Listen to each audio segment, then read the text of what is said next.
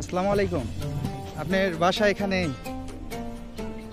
আমি বর্তমান দাঁড়িয়ে আছি যমুনা নদীতে। ঠান্ডা করতেছেন না?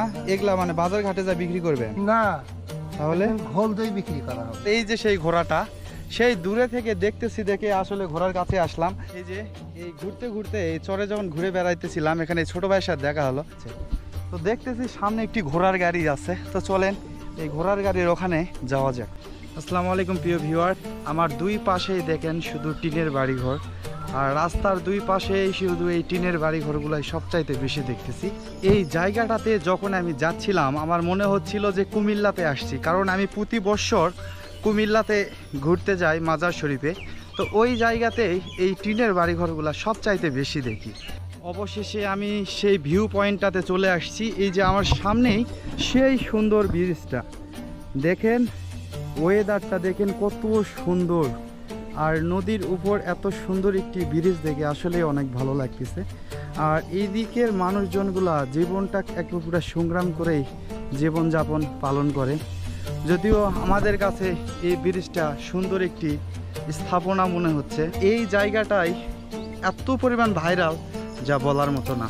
এই ব্রিজটা হয়তোবা আমি ভিডিওতে আপনাদেরকে ওইভাবে তুলে ধরতে পারতেছি কিনা জানি না।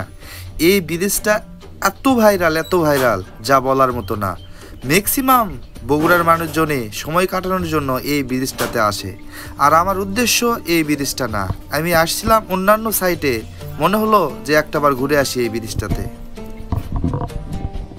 এই ব্রিজটাতে দেখতেছি যে মরিচ, শুকনা মরিচ, কাঁচা মরিচ তারা রোদে মানে শুকানোর জন্য বিছে দিছে, আর এটা শুকানোর পর হয়তোবা তারা এই জিনিসগুলা বিক্রি করে।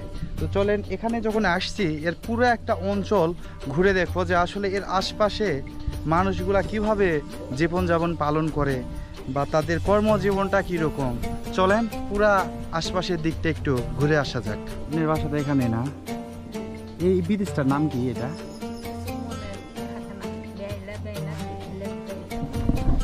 তো চাচির কাছ থেকে এই ব্রিজ সম্পর্কে একটু কথা শুনতে চাইলাম যে আসলে এই ব্রিজটার নাম কি বা কতদিন আগে এটা স্থাপিত হয়েছিল। তো উনি বলতেছে, বাবা আমার মাথা একটু স্ট্রোকের কারণে আমার সেন্সে ওইভাবে কাজ করে না। তো যেহেতু মুরব্বী মানুষ, ওনাকে আর বিরক্ত না করাটাই ভালো। চলেন আমি পুরো চারপাশটা ঘুরে আপনাদেরকে দেখাই। এই পুরা অঞ্চলটা একবারে চর অঞ্চল। এই সামনে এক কাকারে পাইছি, চলেন কাকার কাছ থেকে কিছু কথা শোনা যায়। আসসালামু আলাইকুম। আপনার বাসা এখানে? ওই চরের ওই পাশে? তো এই জায়গায় কি আসলে যখন বন্যা হয় তখন কি এটা ডুবে যায়?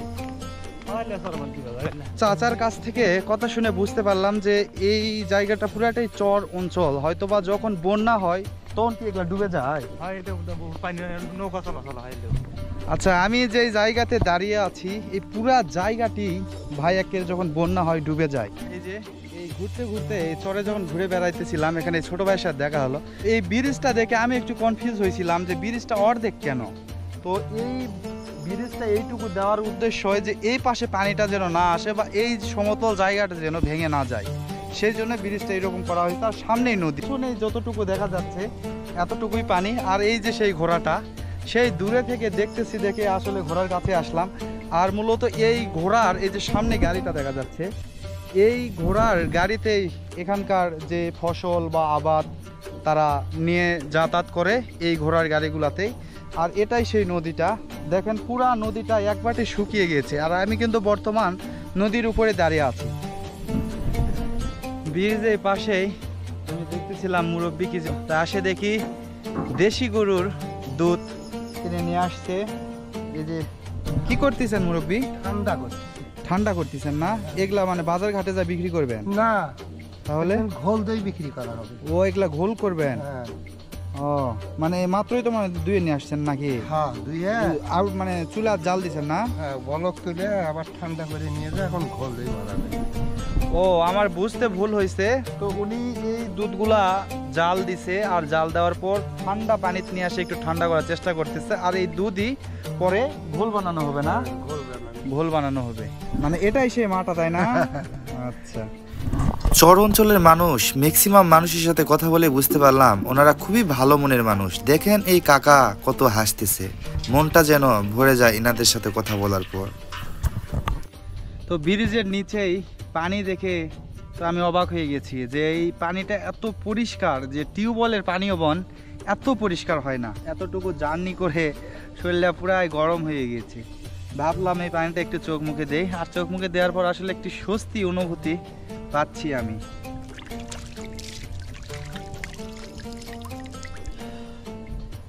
আসলে ভাই, আপনি যখন বাড়ি থেকে বাহির হবেন না, আসলে বাইরেকার দুনিয়াদারি সম্পর্কে আপনি কোনো কিছুই জানতে পারবেন না। তাই অজানা কিছু তথ্য শুনতে এবং জানতে হইলে অবশ্যই বাহির হতে হবে। নিজের সময়টা একটু দিয়েই 2-4 দিন বাইরের অনুভূতিটা নিতে হবে। আমি মাঝে মধ্যে যখনই সময় পাই তখনই এরকম প্রত্যন্ত অঞ্চলে আসি, যে আসলে এদিকের মানুষজনগুলো কীভাবে চলাফেরা করে বা তাদের কর্মজীবনটা কেমন। তো আমাকে এগুলো আসলে অনেক ভালো লাগে। আপনারাও দেখবেন মনের যে একটা গম্ভীর সময় থাকে, এইটা যদি আপনি একটু স্বস্তি পেতে চান অবশ্যই বাইরে যাবেন, ভালো লাগবে।